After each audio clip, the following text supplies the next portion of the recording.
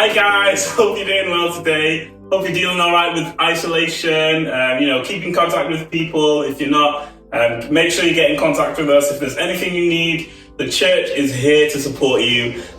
Me and Mercy would just love to share some encouragement with you wherever you are, hopefully in your house or taking your one allocated walk or shopping or whatever. We just really want to share some encouragement with you.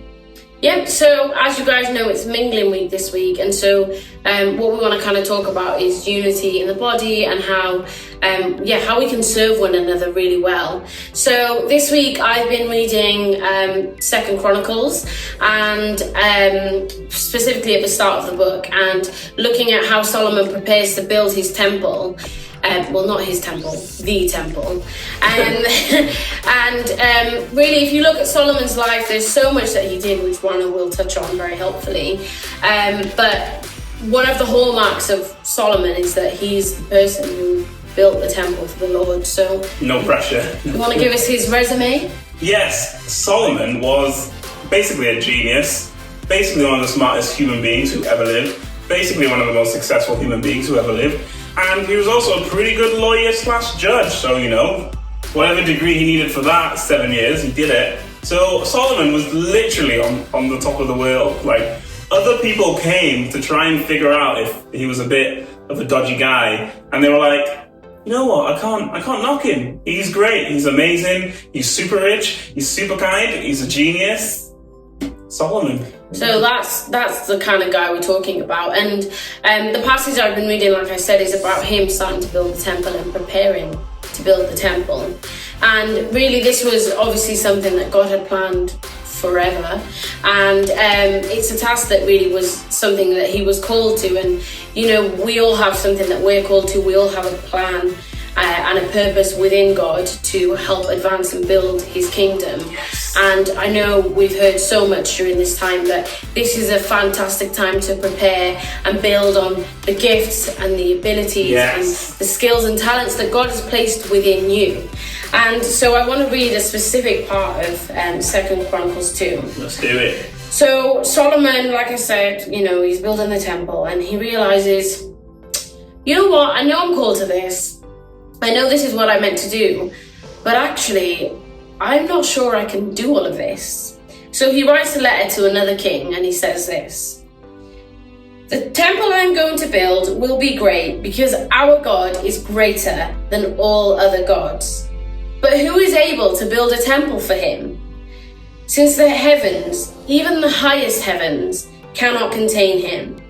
Who then am I to build a temple for him, except as a place to burn sacrifices before him? And we've all felt like this at different parts of our lives. We've all felt like, I've got this thing, I know that God's called me to it, I know that he's graced me to do it, but actually, I need someone to come and run alongside me and help me with this.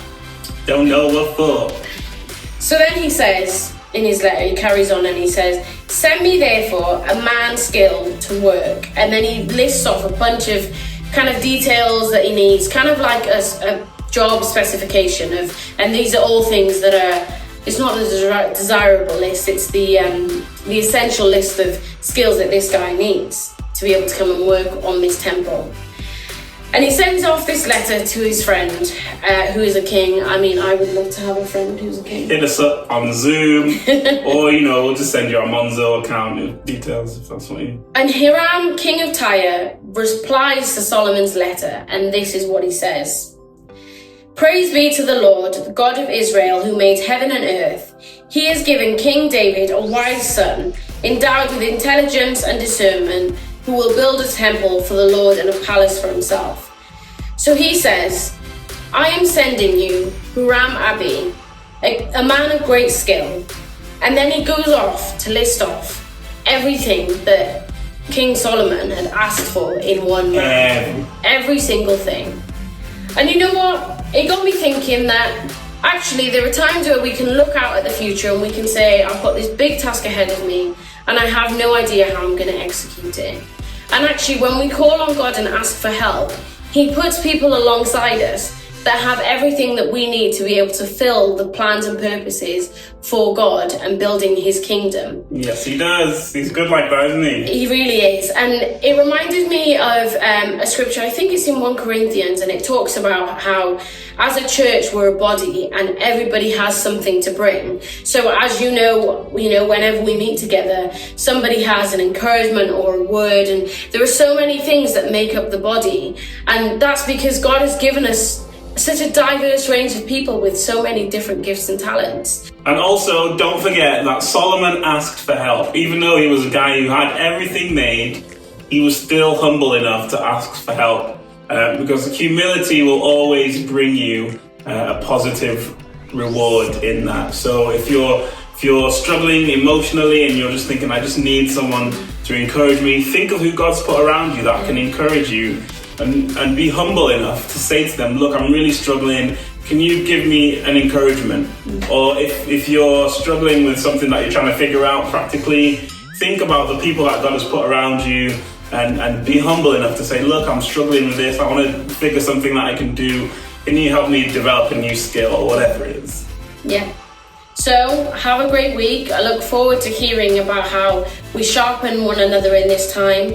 The Bible doesn't say what iron sharpens everybody else. It says iron sharpens iron. So I look forward to hearing how we've all been sharpening each other across this week and the coming weeks to come. So stay blessed, stay safe, and protect the NHS.